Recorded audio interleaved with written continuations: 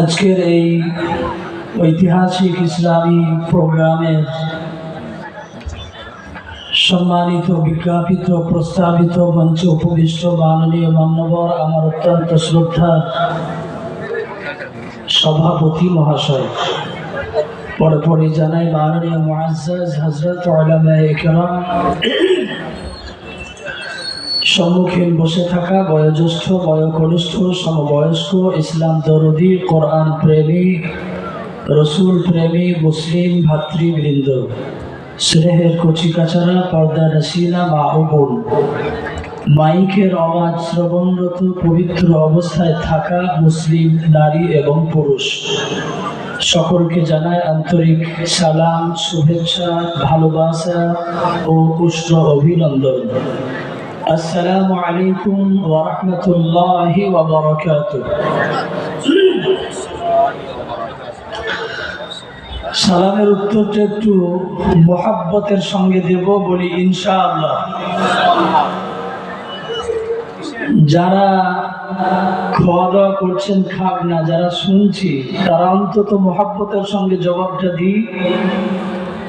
আমরা আখিরি মোনাজাত নিয়ে তবে উঠবো, হাতটা উঠিয়ে বলি ইনশাআল্লাহ, জোরে বলি ইনশাআল্লাহ। দৈনন্দিন তো 10টায় খায়, আজকে 11:30তেই খাবো, বলি ইনশাআল্লাহ। আজকে গভীর রজনীটা রাত্রিটা আল্লাহর জন্য দিয়ে যাব, সেজন্য ঠ্যাঙ্গা পড়ার আওয়াজটা এখনো আসেনি। ঠ্যাঙ্গা পাড়া বলে যে একটা শব্দ, তার যে একটা আওয়াজ, একটা স্পিকিং, সেটা এখনো হয়নি।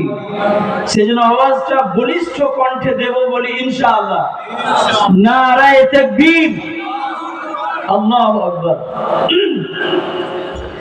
কথা রাখছিলেন বিশিষ্ট ইসলামিক স্কলার, বাংলার এক বিদগ্ধ আলিমে দ্বীন, পশ্চিমবঙ্গ সহ আসাম, ত্রিপুরা, অর্ধবঙ্গ, বাংলাদেশ, যার ঝটিকা সফর বৎসরের 250 দিন চলছে, সেই আমাদের সকলের প্রিয়, আমার অত্যন্ত শ্রদ্ধার বড় ভাইজান, কাছের মানুষ, মাওলানা মুমতাজ হোসেন সাহেব মুদ্দাজিল্লাহুল আলী, তিনি আমাদের সামনে কথা রাখছিলেন। মহান রব্বে করিম আমাদিগকে সেই কথাগুলোকে বাস্তবায়ন করার তৌফিক দান করুন, বলি আল্লাহুম্মা আমিন। আলহামদুলিল্লাহ আলহামদুলিল্লাহ নাহমাদুহু ওয়া নাস্তাঈনুহু ওয়া নাস্তাগফিরুহু ওয়া নু'মিনু বিহি ওয়া নাতাওয়াক্কালু আলাইহি ওয়া না'উযু বিল্লাহি মিন শুরুরি আনফুসিনা ওয়া মিন সাইয়্যাতি আ'মালিনা। من يهده الله فلا مضل له ومن يضلله فلا هادي له، ونشهد أن سيدنا وسندنا وحبيبنا ومرشدنا ومولانا محمدا عبده ورسوله، فقد قال الله تبارك وتعالى في كلامه المجيد وفي فرقانه الحميد. أما بعد فأعوذ بالله من الشيطان الرجيم. بسم الله الرحمن الرحيم. وامتازوا اليوم أيها المجرمون، ألم أعهد إليكم يا بني آدم ألا تعبدوا الشيطان إنه لكم عدو مبين.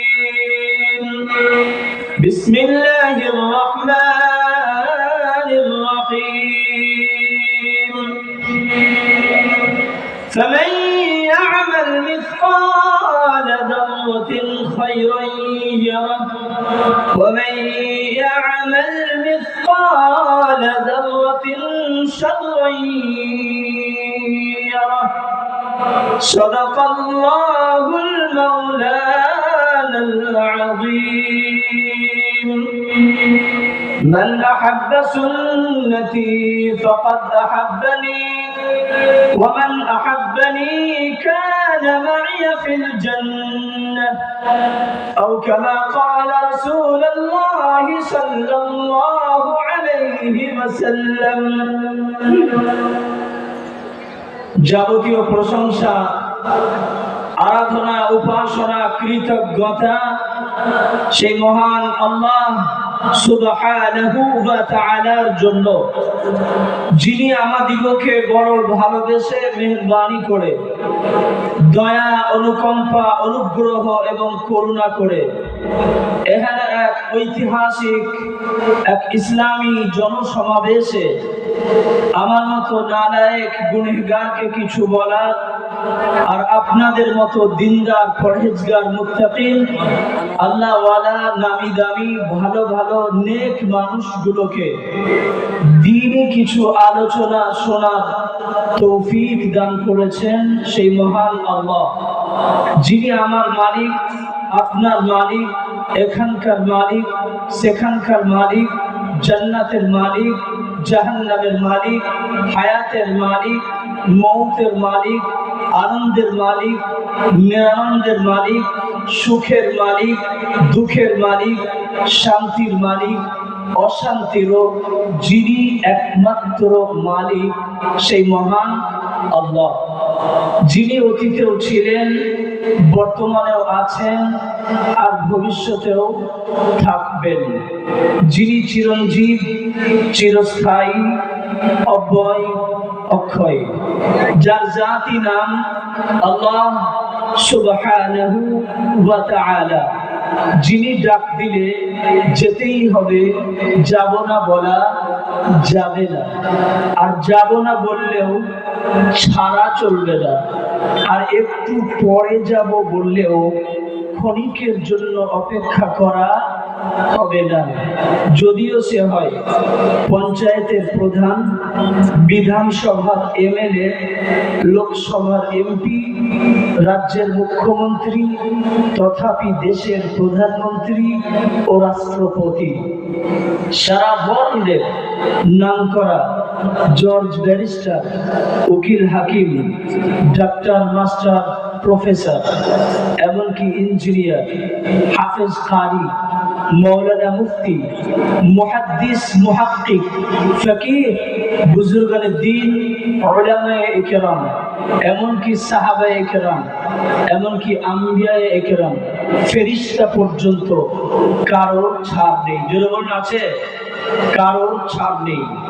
যদিও সে হয় হিন্দু, মুসলিম, জৈন, বৌদ্ধ, খ্রিস্টান, আদিবাসী, বাগদি, বাউরি, ডোমডোকর, শেখ সৈয়দ, মল্লিক মোল্লা, চৌধুরী পাঠান, সাদা কালো ফর্সা, লম্বা বেটে, ধনী দরিদ্র, আমি আপনি, তিনি ইনি উনি, যিনি যে কোনো দলের, যে কোনো মতের, যে কোনো ধর্মের, যে কোনো বর্ণের, যে কোনো রঙের, ঢঙের, কোয়ালিটির আর ক্যাপাসিটির হোক না কেন, যদিও তার থাকে লাঠি বল, পাটি বল, জনবল, অর্থবল, লোকবল, ধনবল, যিনি ডাক দেওয়ার সঙ্গে সঙ্গে সব রকমের দল আর বল নিমিষের মধ্যে হয়ে যাবে বিকল।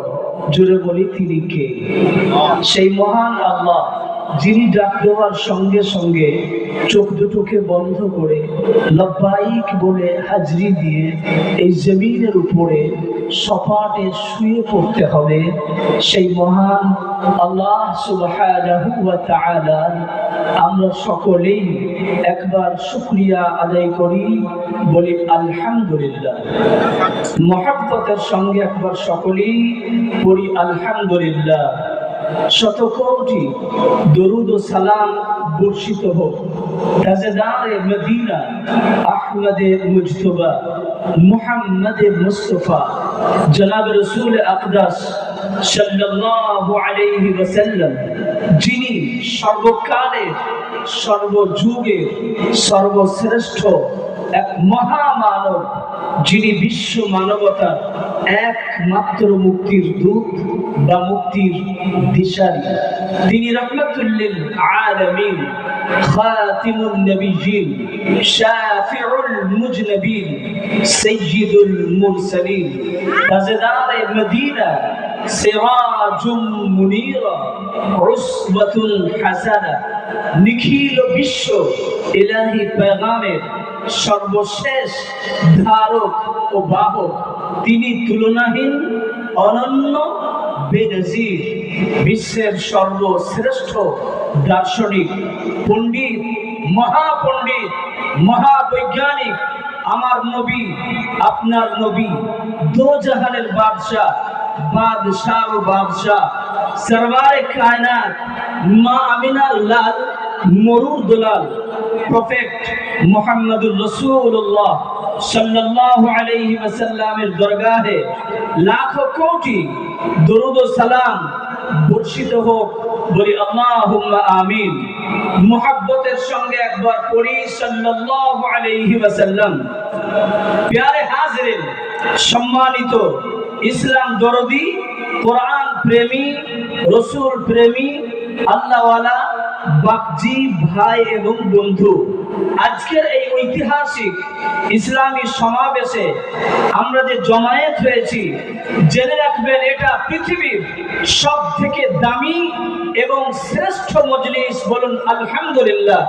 কোরআনে কারীমে আল্লাহ রাব্বুল আলামিন দ্বিতীয় পারা দ্বিতীয় পৃষ্ঠায় আল্লাহ রাব্বুল আলামিন বলছেন, ফাযকুরুনি আযকুরকুম, বান্দা যদি আমাকে স্মরণ করে আমিও তাকে স্মরণ করি, তাকে খেয়াল রাখি।